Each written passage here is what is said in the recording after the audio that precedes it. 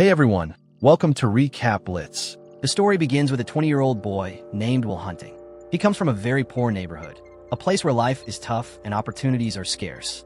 Despite his surroundings, Will finds a way to survive. He works at the Massachusetts Institute of Technology, one of the most famous universities in the world. At first, it sounds like he might be a brilliant student, attending lectures and studying complex subjects.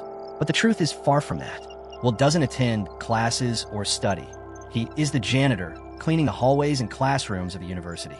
One ordinary day, as he sweeps the long corridors, his eyes catch a particularly challenging math problem written on a board. It was written by Professor Gerald Lambeau, who had issued a challenge to the entire college. Whoever solves this problem will not only have their name recorded in the university's history, but will also gain respect and recognition. Will stops in his tracks, staring at the problem. His mind locks onto it, unable to think of anything else. Even later that night, while sitting with his friends at a bar, Will cannot escape the thoughts of the problem. The numbers, the equations, they keep circling in his mind. Suddenly, unable to wait any longer, he leaves his friends behind and rushes to his small, rundown apartment. There, he spends the entire night working on the problem. Without a proper board, he scribbles equations on his bathroom mirror, erasing mistakes and trying again. Hours pass, his determination unbroken, until finally, he solves it. A few days later, while doing his usual cleaning at work, Will casually writes the correct solution on the university board. When Professor Lambeau sees it, he is stunned.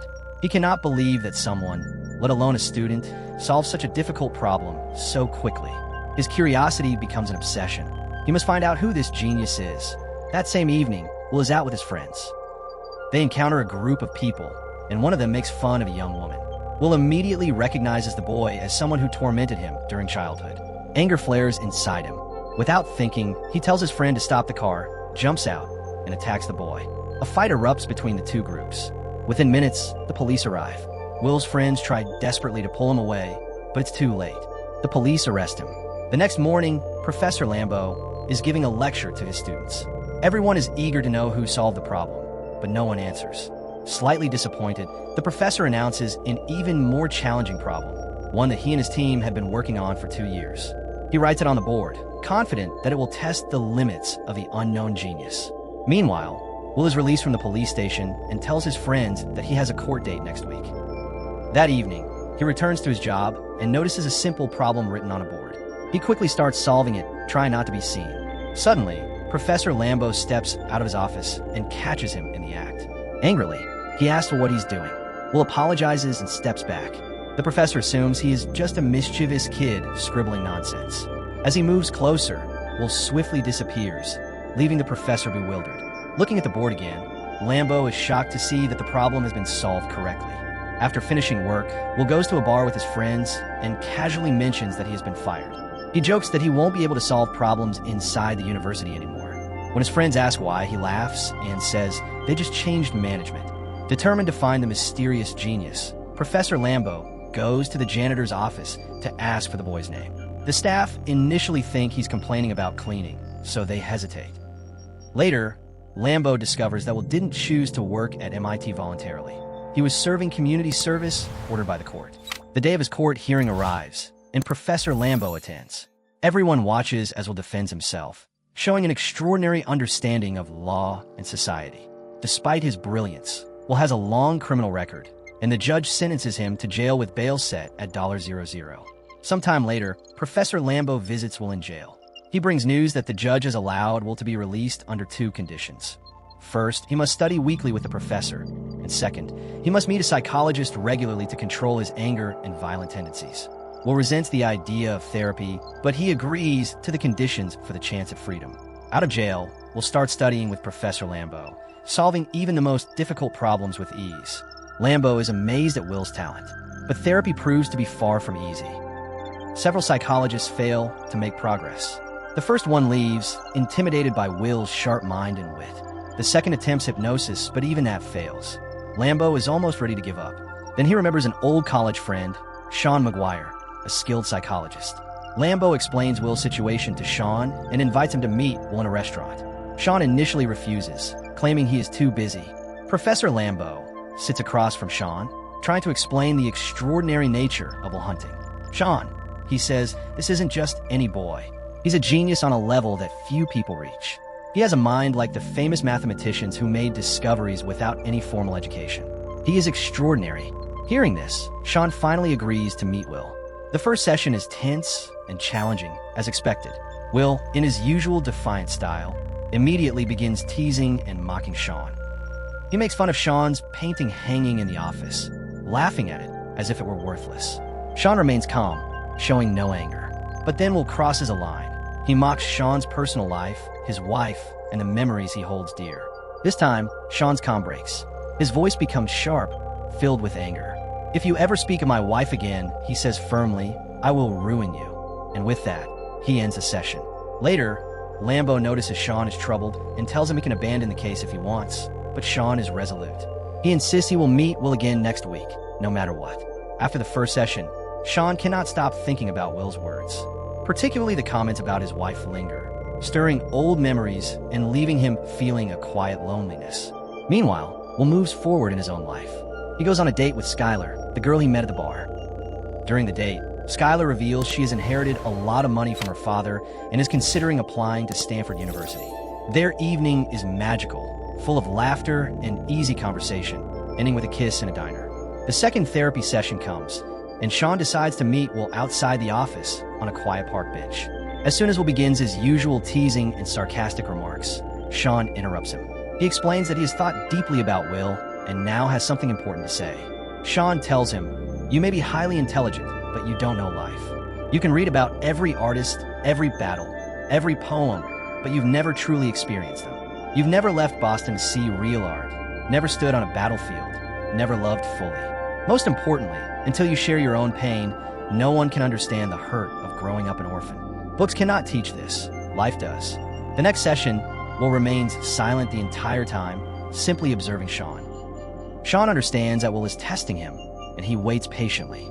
At the following session, Will breaks the silence with a crude joke, and from there, they begin to share lighter conversations. Will talks about his date with Skylar. Sean asks if he will see her again. Will admits hesitantly that he might not, fearing that the image she has of him, the perfect man, is too fragile. Sean gently corrects him. "You're not afraid of losing her. You're afraid of breaking your own illusions. Real relationships mean accepting flaws, yours and hers." Sean shares a deeply personal story about his late wife, who recently passed away from cancer. He tells Will that he misses even the small quirks and habits he once found annoying, and explains that true love is about embracing the imperfections of someone you care for. For the first time, Will listens intently. Meanwhile, Will visits Skylar at her dorm. She is surprised because he hadn't called for a long time, but she agrees to go out with him. The next day, they attend a dog race and enjoy themselves. Skylar asks where Will grew up, and he jokingly claims he has 12 older brothers. She laughs and sees through his lie, but Will makes the story more playful, promising to introduce her to his family someday. Skylar continues to ask how one knows they've found their true partner. The question lingers in Will's mind, and the next day, he asks Sean the same thing. Sean smiles and tells him that when he first saw his wife, he simply knew. He shares a story about missing a rare baseball game because he met her at a bar, a decision he has never regretted. Skylar persistently wants to meet Will's real family, but he still hesitates to reveal the truth. As a compromise, he introduces her to his close friends instead. Skylar immediately bonds with the group, laughing, joking, and drinking beer with them. Yet, as night falls, a comment from Chuck, one of the friends, dampens Will's mood. Meanwhile, Professor Lambo meets Sean at a diner to discuss Will's therapy, seeking answers about the boy's unpredictable progress. Professor Lambo was growing impatient. For him, Will's past didn't matter anymore. What he really wanted to know was what Will would do next with his extraordinary mind. "Sean," he said, "I want to know what direction Will will take in life. He can't waste this talent." Sean listened calmly and replied, "I won't push him. Will has to decide for himself what he wants. No one can force him." Lambo's face flushed with anger. "I've already introduced him to some very important people. He has opportunities. He could be someone great." But Lambo had no idea that when he arranged the meetings, it wasn't Will who showed up, it was his friend Chuck. And Chuck, with his rough attitude and greed, demanded money and ruined every opportunity. Meanwhile, Will's personal life was taking a small, tender turn. He and Skylar spent a romantic evening together. Their connection deepened. At her home, Skylar asked Will directly. She needed to go to California for Stanford University, and she wanted him to come with her. Will immediately refused, making excuses dodging the question. Skylar, frustrated, tried to explain gently that he was trapped in his little world, afraid to face real challenges, unwilling to step out. Will's temper flared. He felt that Skylar was only joking with him, treating him as if he were a poor man and nothing more. Skylar, her eyes full of tears, asked why he obsessed over money. She admitted that if she ever had to choose between her father and her wealth, she would always choose her father, not the money. She was scared too, but at least she was honest. The conversation escalated. Will's old habit of lying came up, his story about having 12 brothers. His frustration broke through. He yelled, confessing the truth he had buried for years. Skylar would never want to know the real him, because the real him was an orphan, hurt, and abandoned, shaped by a childhood of cruelty. Skylar, with tears in her eyes, assured him that she wanted to know everything, no matter how painful. Finally, she confessed her feelings. She loved him. But Will's heart was closed.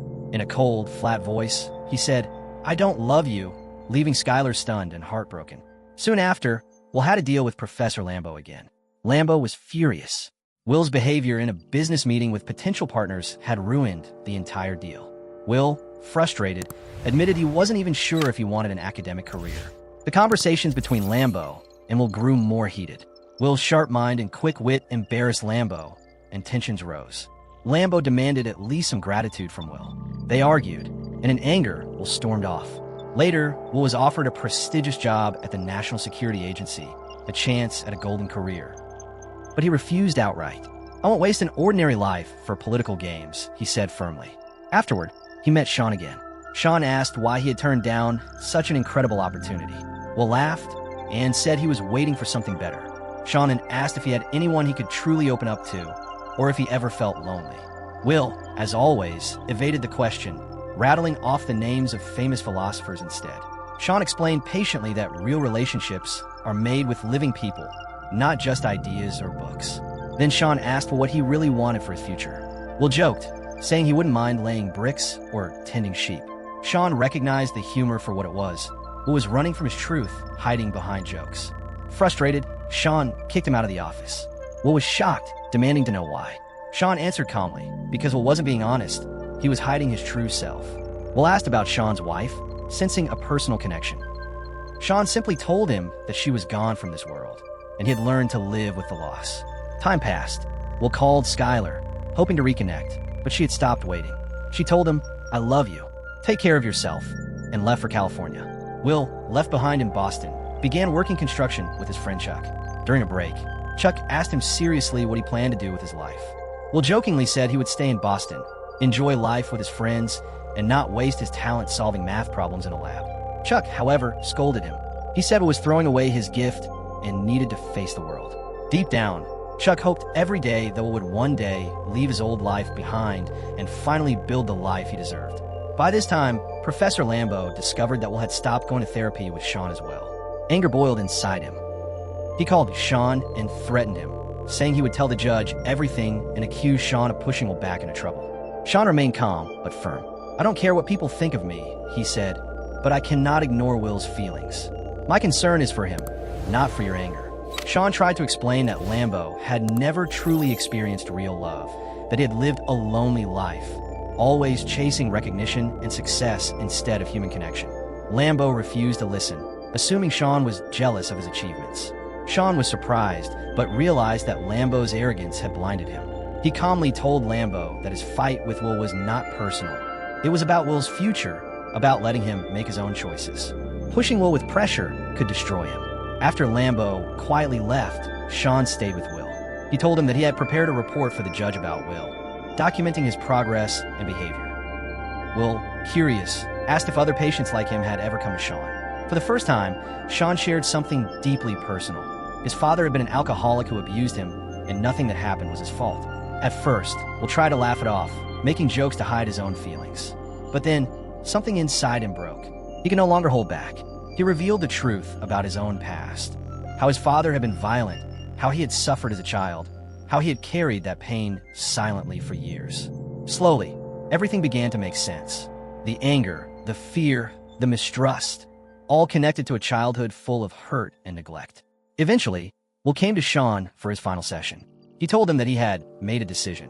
He would accept a job at one of the companies Lambo had recommended, and he felt genuinely happy with that choice. Sean smiled, proud, and mentioned that he himself was planning to travel a little to see parts of the world beyond his office. As he left, he handed Will his phone number, a symbol that he would always be there if needed. That evening, Will celebrated his birthday with his friends. They gave him a gift, a car they had built together from old parts, a symbol of friendship, creativity, and loyalty. Unexpectedly, Professor Lambo also came to see him. Both men apologized to each other for the fights and misunderstandings of the past. With a sense of peace between them, they left to have a drink together at a bar. As always, Chuck came to check on Will. But this time, he found the house empty. Joy and relief filled Chuck's heart, just as he had always dreamed. Will was finally free to live his own life. Will had left a note for Sean. When Sean read it, he discovered that Will had left his job and moved to California to be with Skylar. The note ended with the same sentiment Sean had once expressed about leaving a baseball game to meet the love of his life. A perfect metaphor for Will choosing love and his true path over safety, convenience, or fear. The story ends with a quiet, profound lesson. Life's real victory is not measured by degrees, prestige, or career success. True fulfillment comes from recognizing one's heart, embracing real love, and finding one's authentic purpose. Will Hunting's journey reminds us that courage, the courage to be honest, to love, and to choose our own path, is the greatest achievement of all. Join next time for another story that makes you think and feel. Until then, stay curious and stay safe.